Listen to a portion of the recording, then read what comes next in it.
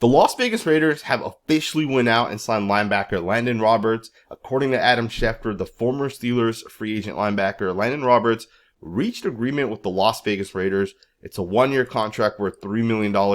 A really solid value-based signing in my opinion. Now, Roberts is 30 years old, so this isn't a long-term contract by any means. I've watched this tape. We'll talk about that here in a second. Plus, we will at some point get into if John Spytek's done enough in the free agency period. A lot of Raider fans are kind of upset. And I want to give you guys my thoughts because I think my thoughts hopefully will make people feel a little bit better. Let's get into this signing. We also did sign a cornerback, which we'll talk about in a second. But Landon Roberts is the guy to me that, I think he's going to end up playing a lot for the Raiders as we get into this season. And it's also kind of interesting to note, Robert Spillane officially got $11 million in free agency. Even Divine Diablo ended up signing a contract. If you guys did not know, the Falcons signed Divine Diablo. Diablo won't be back with the Raiders. He also signed for $7 million, right? $7 million per year. And then for Spillane, it's $11 million per year. $18 million per year is what the Raiders starting linebackers are essentially getting out there on the open market. To me, that's too much money for those guys. And it's no offense to either of those two guys. I think Divine Diablo at $7 million is way too much, given the value that he brings back to the Raiders. Diablo just wasn't that good. He wasn't that healthy. He's just an average linebacker out there.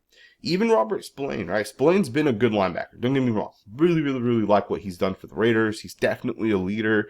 And you can tell guys respond really well to him. But, if you're being 100% honest, $11 million is a lot of money. And when I think about a linebacker specifically, I can't tell you the starting linebackers of, a team like the Dallas Cowboys, right? Well, I can because, I know a lot of these different teams. But, like, most people have no idea who's starting for the Cowboys. Most teams have no idea who's starting for the Carolina Panthers. No one knows who's starting for the Jacksonville Jaguars, right? And my point is linebacker's a position that's, it's a system position.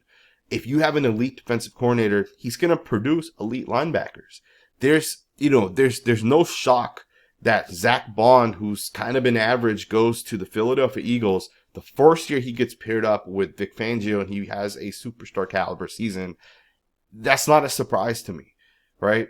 We've seen Robert Saleh go from the San Francisco 49ers, where he has Fred Warner and Dre Greenlaw, Aziz Al-Jazir, or whatever the guy's name is. All these other guys, right, that are kind of, having all this success. And then he goes to the Jets, and now the Jets apparently have the best linebacker in the NFL, right? I think it was CJ Mobley, was the guy for the Jets.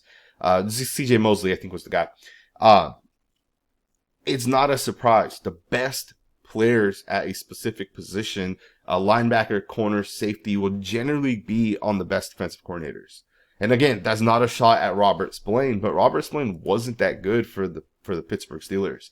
He paired up with Patrick Graham and ended up being a lot better. Right? Sometimes it just works with good defensive coordinators. And I think as we kind of go forward, the Raiders will figure out that linebacker position. And again, I don't think Landon Roberts is going to be as good as Robert Spillane was for Patrick Graham. I just don't see that happening, to be honest with you guys. But I also don't think, the difference is going to be, $8 million. Think about that. That's a starting guard right there at $8 million, right? Would I have loved for Robert Spillane to be back? Would I have been mad if the Raiders gave him $11 million? I would not have been mad at that. But I also don't think it's great value, given the fact that the NFL is all about value. Right, you bring in Mekhi Becton at, $7 million or whatever he ended up getting paid this past season. That's value for the Philadelphia Eagles. The Eagles went out and got Kenyon Green. They just traded for him. That's a former first-round pick. I think he's going to go into year 4. That's value right there. There's upside to that contract. When you pay a free agent top 5 money at their position, you expect top 5 value, and oftentimes you don't get that. Right? Landon Roberts, on the other hand, at 30 years old, is violent, man. He's a violent football player. You see it all over his tape. The hands that he puts into these offensive linemen, the way he physically beats the crap out of some of these guys. This is a guy that's going to outplay the $3 million contract that he's getting from the Raiders. And this is why I think John Spytek has done a good job with some of these contracts, right? This makes sense for the Raiders. Chances are Landon Roberts going to outplay that $3 million this season. And chances are he's going to end up maybe either extending with the Raiders for another year or two, or he's going to move on. The Raiders will replace him at that point with whichever other linebacker it is. So to me, I really, really like bringing in Roberts. The guy has, I think, like played 7-8 years in the NFL. So he's definitely been in the NFL for a number of years. He's with the Patriots. He won 2 Super Bowls with the Patriots. So he has that type of experience. And I also want to say this with Roberts. Again, I don't think a Landon Roberts is going to have the impact Spillane had for the Raiders, right? Because Roberts is more of a run defender than he is a pass coverage guy. And I think it's a good point to kind of make as well. We obviously retain Patrick Graham, and for the most part, most of us feel Patrick Graham will run his defense once again. But I'm pretty confident based off of some of the signings we've had that we're no longer running the Patrick Graham defense. I'm pretty sure we're going to switch into like that cover 3 Pete Carroll style of defense, right? Although Pete Carroll's not like a heavy cover 3 guy, Pete Carroll likes specific type of guys, right? It's kind of like Gus Bradley, if you guys remember, right? Gus Bradley wanted a true box safety, and he wanted linebackers that could defend the run, right? And they showed cover 3 a ton, and they kind of baited teams in it, like, hey, we know where they're going to want to go, so we're going to bait these teams, and we're going to try to jump those, right? Now, Gus Bradley's not that great of a defensive coordinator. Pete Carroll's obviously a lot better, but it's similar, right? Because Gus Bradley worked for Pete Carroll at one point, and it could work, right? It's not like that system can't work. It's worked for Pete Carroll for a number of years. But if you think about some of the signings we've made, right? Robert Spillane, Divine Diablo were the linebackers that Patrick Graham basically handpicked for the past 2 seasons, right? So if you think about that, those 2 guys were handpicked by Patrick Graham. The Raiders let the 2 starting linebackers that Patrick Graham picked, he let them walk, right? Or I said the Raiders let them walk. Instead, they're bringing in a guy in Landon Roberts who's mostly known as a run defender. This guy's not a pass coverage type of guy. This guy's downhill, physical. He's going to be violent at the point of attack. To me, that means we're kind of switching into that style of this is what we kind of want, right? We want guys that can defend the run. We're going to stack the box. We're going to play the run. But really, we know in the pass coverage, right? It's kind of the opposite of what Vic Fangio does, right? So if you guys don't know, right, I'm going to just explain it really quickly, and then we'll switch into the corner here in a second. If you look at the style of defense, right? So Patrick Graham, Brian Flores, Vic Fangio, these guys are going to put 2 safeties deep, right? And what they're trying to do is they're trying to force the offense to feel like, hey, it's a light box up front, right? The defense does not have the numbers. We have the numbers. There's 7 run gaps, and there's only 7 guys on that, or there's 7 run gaps. There's only 6 guys on the other side of the defense, at least close enough, right? Because they got 2 safeties super far deep, right? But what happens as soon as that ball snaps, one of those safeties rotates down and they run down, assuming it's a run, and they play the run, right? And the hope is that if the 6 guys that have the 7 gaps, if the 6 guys, at least one of them ends up beating the guy in front of them, the hope is that guy makes the play, right? You're kind of gambling, you're kind of betting that your guys up front in a light box situation can make the play, right? So what ends up happening is you have more numbers in the pass coverage. So on first down, if your team's going to go deep, you're not going to give up those big plays, right? And it's worked very, very well for Vic Fangio. Patrick Graham, Brian Flores kind of do the same thing as well. Pete Carroll, Gus Bradley, Dan Quinn as well, right? Dan Quinn's a phenomenal coach. Robert Saleh is another one. They do things completely different, right? They're going to stack the box. Now, they'll put lighter guys in the box as well, right? So you'll see safeties that convert to linebackers, right? Dan Quinn had Marquise Bell, who's like 215 pounds playing linebacker. You put fast guys in the box, but what you do is you say, hey, there's 7 gaps. We're going to have 7 guys, or we'll have 8 guys, right, technically. And we're going to have every single gap filled, and we're going to have 1 extra guy in the box. So what a team now feels like is, hey, we can throw the ball because of the fact that the box is stacked, right? It's a heavy box. So it's 2 different strategies that some coaches take. And what ends up happening is then on the defensive side, Pete Carroll knows, like, hey, we're going to stack the box, but we're going to drop back into coverage, and we know where they're going to try to attack us, and we're going to try to pick those. And Dan Quinn does a phenomenal job at picking those, which is why Dan Quinn's defense has always produced these corners that have like 7-8 interceptions every year, right? So with that being stated, right, keeping that in mind, Landon Roberts is a run defender, right? So you're putting a linebacker in Roberts, kind of like Denzel Perryman, who's a run defender first. So again, I think there's a chance the Raiders are going to switch schemes this season, and we're going to go a lot a lot more into what Pete Carroll kind of believes from the ideology perspective. So it'll be interesting to see that shift kind of happen. But Jeremy Chinn's another guy, right? He's a box safety. Chinn also played a lot of linebacker for the Commanders, right? And again, Commanders, Dan Quinn, right? Same thing, same system as Pete Carroll. It's going to be interesting. Now, they did also go out and sign a cornerback in Lonnie Johnson Jr. Very, very, very intriguing football player. This guy, to me, has so much potential. And he's always been hurt. He was a former second-round pick. I believe it was 2018 or 2019. The guy has so much potential, but he's always hurt. And he's one of those guys where when he's not hurt, he has success, right? Like he finds success. But this is one of those free agent signings where there's massive potential in this, right? And I really, really like that the Raiders are bringing in Lonnie Johnson Jr. Now, will he be a starting cornerback? It's possible. It's definitely possible. It's also possible he doesn't, right? If he's not able to stay healthy, if he's not able to find that success, there's a chance he'll end up just being a backup or eventually get cut, right? It's a low risk, high reward type of signing by the Las Vegas Raiders. And this is exactly what I'm talking about, which makes sense, right? They're the Raiders. Bring in guys on lower cap hits, lower dollar values with high upside, right? And the thing is again, most people don't know the starting, rotational safeties, right? Like, for example, Isaiah Pola-Mao for the Raiders. Most people don't know who the Isaiah Pola-Mao is of every other team. And that's because there's hundreds of starters around the NFL that you might not know, right? And Lonnie Johnson Jr. played like 600 snaps last year. So he's a starting caliber player, has to be healthy, has potential, and has a lot of upside. So love the fact that the Raiders are bringing him in. Now, is he a corner? Is he a safety? That's kind of a question. Some people have said he's a safety. Some people have said he's a corner. I think he'll be similar to Jeremy Chinn, where he'll kind of be moved all around. And that's another thing the Raiders have been doing a lot, right? Isaiah Pola-Mao can play multiple positions, right? He can play safety. He can play slot. He can play on the line of scrimmage. He can play linebacker if you really wanted him to. The Raiders have a type this free agency, man. It's violent football players that can play multiple positions. And I really, really like this strategy that the Raiders are kind of taking this free agency period, because you don't want to overpay, right? And let's just get into what I mean by that exactly. So I'm going to just go ahead and get right into some of this. A lot of guys have been signed, which is fact, but there's still a lot of guys that are available, as you guys can see, right? There is still so much talent out there. And the thing is we're starting to get to the point where the $19 million, the $25 million a year contracts, those are gone. These guys aren't getting that, right? If Keenan Allen, for example, wants a contract, his previous contract was $20 million.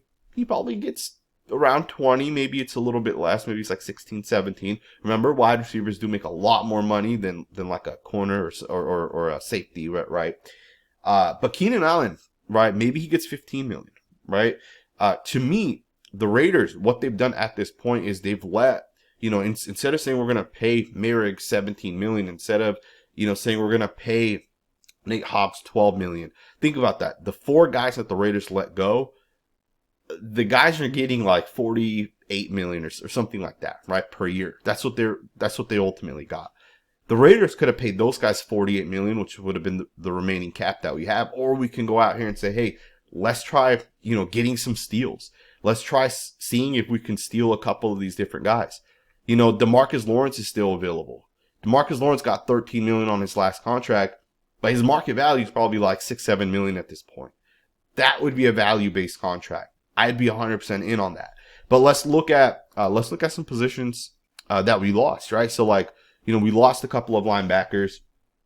You guys can see right here that these are outside linebackers. Let me see. Let me just swap that out here. You can look at some of the inside linebackers that are available, right? Devondre Campbell. Although I'm not sure if he's retired, he may have said he unretired. Is there a big difference between Devon Diablo and Devondre Campbell? Is there a difference? I guarantee you, if we brought in Campbell for $3 million, you wouldn't know the difference, right? Because it's not like Devon Diablo has that type of impact.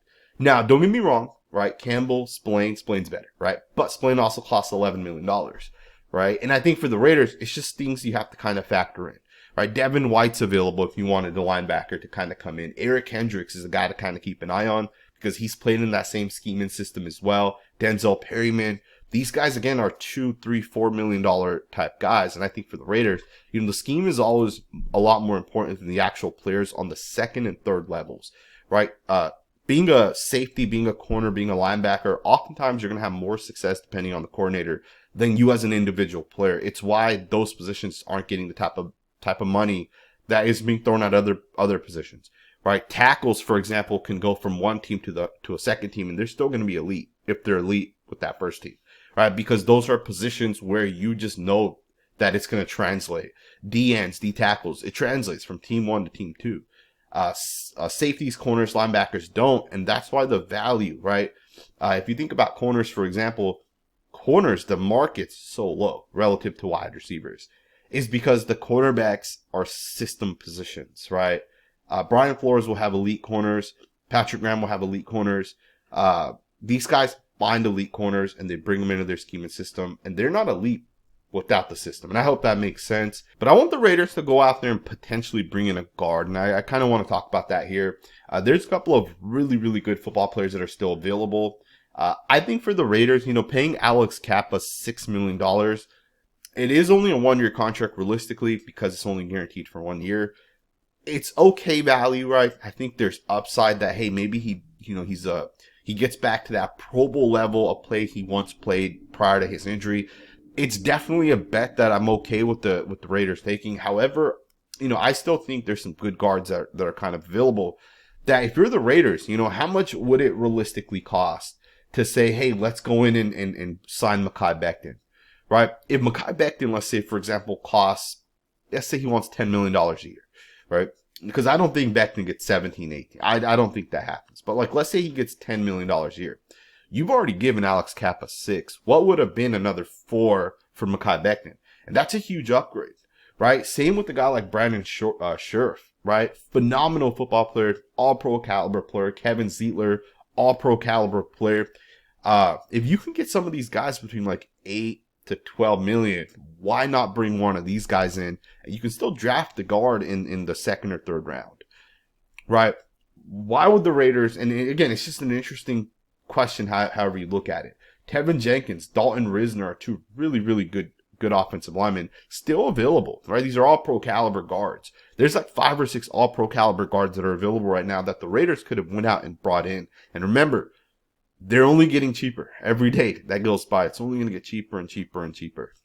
I would be surprised if some of these guys end up getting north of 14 million. And again, I generally wouldn't pay a guard 20 plus million. But if you can get one at 12 million and they're good, like Tevin Jenkins, how he's really, really solid, 12 million makes a lot of sense for that caliber player. He's a good football player, right? He's dominant, right? But he has injury issues at times. He has some issues because he has to clean up in pass pro, but generally speaking, he's opening up massive lanes. Those are the type of players that the Raiders got to bring in, and that's where the value is at. Right? There's running backs if you really wanted to potentially bring in value-based guys. Right? Miles Sanders, Gus Edwards. If you put a good offensive line in front of these guys will run and pick up 4.5 yards for you. All right? Obviously, I think the Raiders need 2 or 3 new running backs, so we'll see what they kind of do as we go forward. I hope you guys enjoy this video, man. A lot of me just kind of talking, giving my thoughts and opinions, but I do think what Spytek has done up to this point is the right way to approach free agency. There was a time when we paid, was it Martavius Bryant? I think it was Martavius Bryant, right? I think we gave up a 3rd round pick for him from the Steelers. I think that's who it was, right? And then we paid him as well. We've brought in so many guys over the years. Corey Littleton, Chandler Jones, right? These contracts don't always work. Sometimes when you pay a top 5 player, top 5 money from a previous team, the top 5 doesn't translate to this team.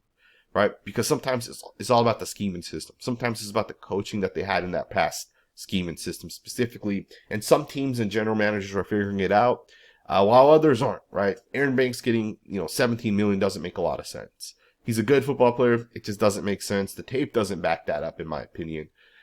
Nate Hobbs at 12, right? I think that's a good contract. Obviously, he is a slot, but I think he's a really, really productive football player. And it's just $12 million, right? I think it also makes sense to pay running backs that are elite, like Saquon Barkley. Even Josh Jacobs, my opinion has completely changed on these guys. At $12 million, come on now, right? they're great football players, right? Obviously, Saquon, Josh aren't in the same tier, but like you guys get the point, right? Let me know what you guys think, man. Thumbs up, subscribe, and I'll see you guys next time.